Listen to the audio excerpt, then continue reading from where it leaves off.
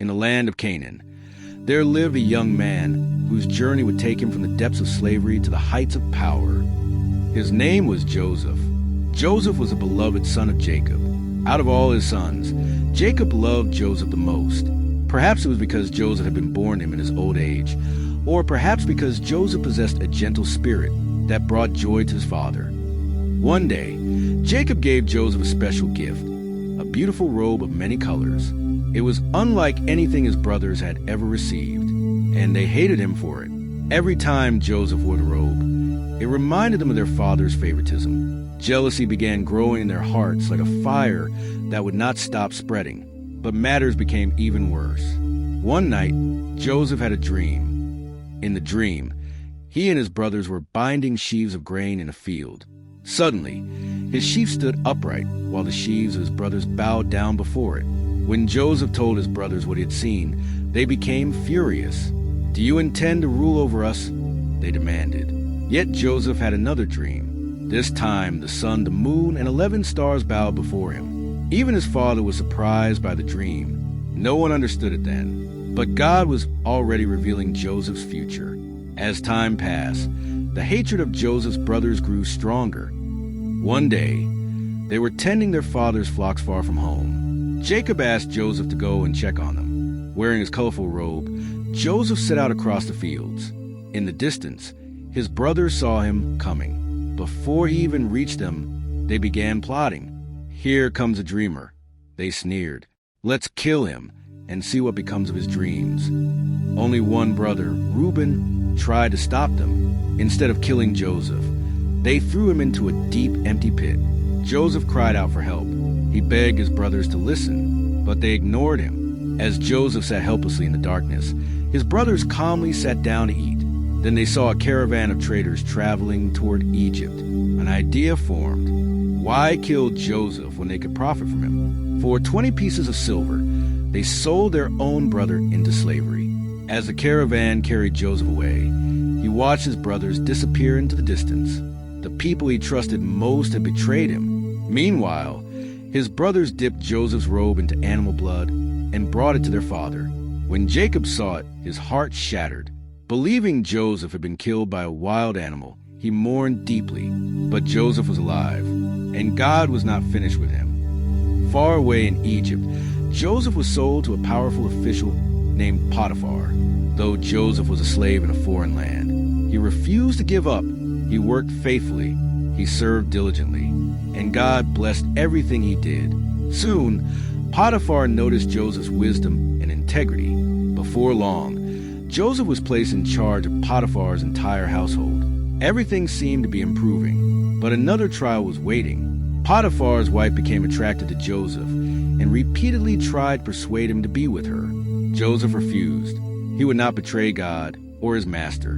One day, she grabbed hold of his garment. Joseph fled, leaving the garment behind. Humiliated and angry, she falsely accused him. Potiphar believed her, and Joseph was thrown into prison. Once again, everything Joseph had built seemed to collapse. He had done the right thing, yet he was punished for it, locked behind prison walls.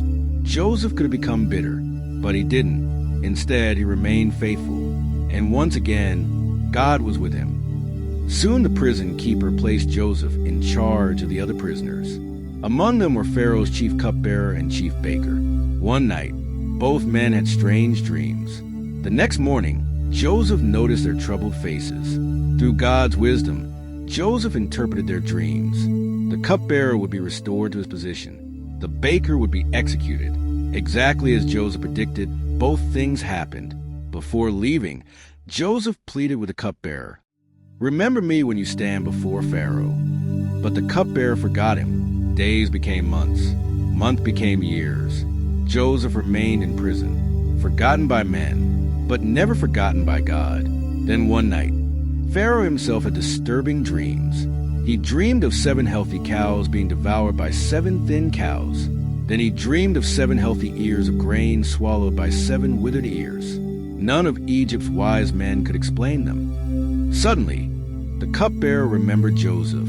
Quickly, Joseph was brought from prison and stood before Pharaoh.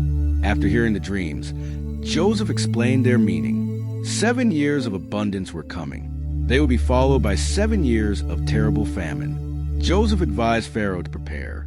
Pharaoh was amazed. There is no one as wise as this man. In a single moment, Joseph's life changed. The prisoner became a ruler. Pharaoh placed his own signet ring on Joseph's hand and made him second in command over all Egypt. Only Pharaoh himself held more authority. The years of abundance came. Joseph stored grain throughout the land. Then the famine arrived, and it spread far beyond Egypt. Back in Canaan, Joseph's brothers were starving. Desperate for food, they traveled to Egypt. Standing before the ruler of Egypt, they did not recognize him. But Joseph recognized him immediately. The very brothers who had sold him into slavery now bowed before him, just as God had shown him years earlier. The dreams had come true. Joseph tested his brothers and observed their hearts. Had they changed? Were they still the same men who betrayed him? Eventually, Joseph could no longer contain his emotions. He sent everyone else from the room. Then he wept loudly. "I am Joseph," he said. His brothers stood frozen in fear. But Joseph spoke words they never expected. "Do not be afraid. You intended to harm me, but God intended it for good." In that moment, Joseph forgave the men who had betrayed him, not because what they did was right, but because he understood that God had been working through every painful chapter of his life. Soon, Joseph was reunited with his father Jacob. The family was restored, and Joseph's story became one of the greatest examples of God's faithfulness in all of Scripture, because Joseph learned a truth that still speaks to us today. Even when people betray you, even when life seems unfair, even when your dreams appear impossible, God can turn your greatest pain into your greatest purpose. And sometimes, what looks like the end of the story is only the beginning of what God has planned.